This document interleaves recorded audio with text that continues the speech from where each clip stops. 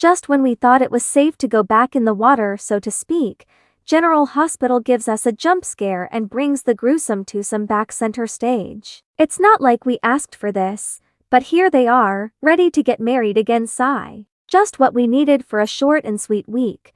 We had a nice long but not long enough reprieve from having to watch too many scenes with Drew and Willow together.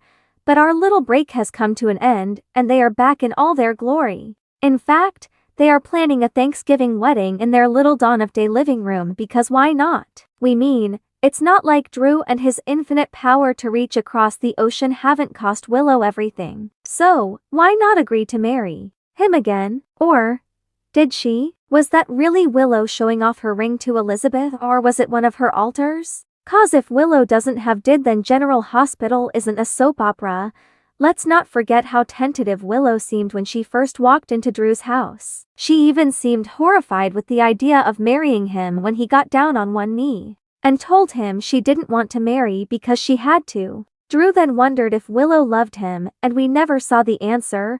Instead, we saw an unusually happy Willow announce her engagement to Elizabeth and ask her to be her maid of honor. Not seeing Willow's answer to Drew's question was a choice. And it makes us wonder what is really going on in her crazy little head.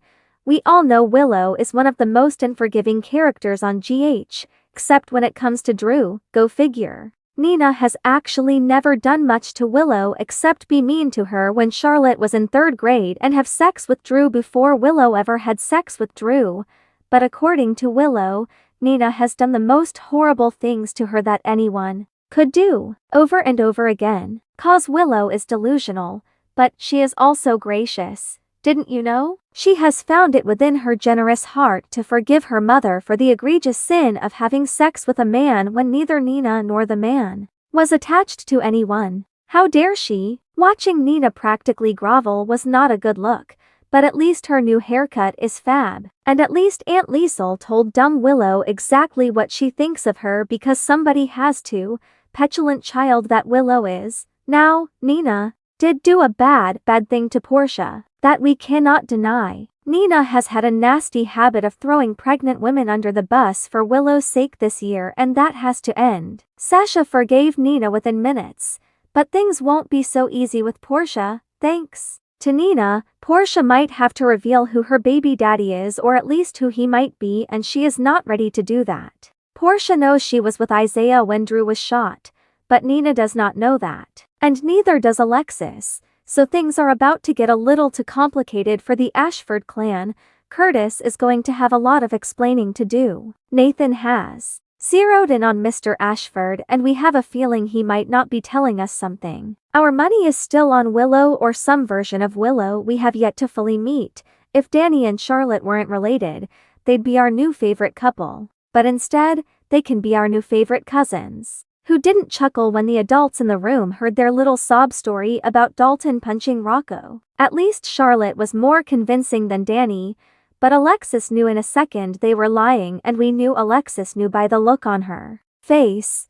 We were sure they would talk her into believing them, but Alexis was as blunt as they get, giving these two meddling kids the tough love they needed.